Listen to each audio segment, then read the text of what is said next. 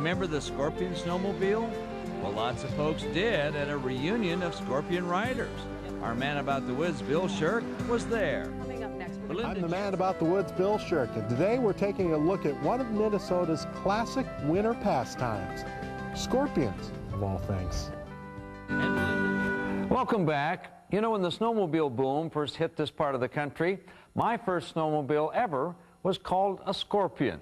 Well, our man about the woods, Bill Shirk, has found a whole bunch of folks who remember the Scorpion.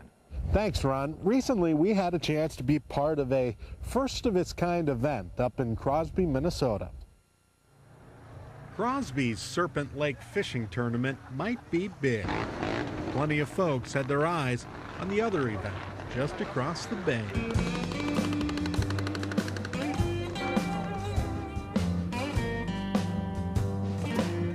Today is wonderful. This is 2 to 3 times larger than what we were hoping for.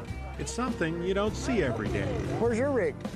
In fact, it's first of its kind. I don't have words to really describe how I feel today here. We're just delighted at the amount of people that have come here today.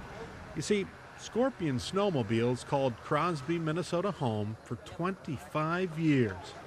The company's long gone, but dreams of the machines are not. It's amazing how many old sleds are still in existence and that many people would be willing to bring them out for this Scorpion homecoming.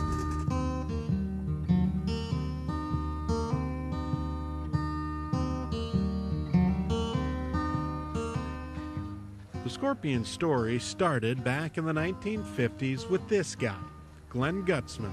Started out from duck hunting. We're on a rice bed, couldn't figure out any way to get through that rice, you know. So he and co-founder Dick Harrison headed home and found an old 3-horse outboard motor. So if we put a propeller, air propeller on this thing, well, we can blow ourselves through there.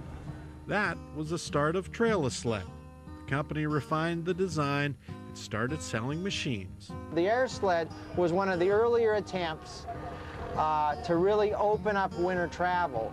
Soon enough, the company moved on to smaller, more inexpensive machines, early models of what we know as the snowmobile. It was a completely new world, opened up the snow belt. Winter travel will never be the same. By the 70s, Scorpion employed 500 people and cranked out 200 machines a day. But poor winters and a slow economy forced dozens of snowmobile manufacturers to eventually close their doors. So it was with Scorpion in March of 1980. And when they went out of business, I just got, actually I felt real sad inside because there was no way to get parts. Guys like Bill Dieter started collecting Scorpions. Because there is nothing built like a Scorpion. That may be the reason so many people showed up for the reunion. You realize that it is not forgotten, but in fact, the memories of these sleds and what they represent is really cherished by a lot of people. Well, what you have here is the personal Harrison collection. Randy Harrison felt so strongly, he built the family museum. It's full of machines, accessories, and all the stuff to keep you warm during cold winter months. We've always loved these machines, but when we realized that other people love them too, it gave us a reason to bring them together in a place where people can come and enjoy them together. This has become a very special building for us because it represents certainly our family history, but very much the history of the community, but also the history of snowmobiling in Minnesota. He also decided to put on the reunion. Looks like the work paid off. Actually, I shed a couple tears because so many stories, memories, fun was soon to be forgotten. And it was the collectors that are really keeping the dream alive.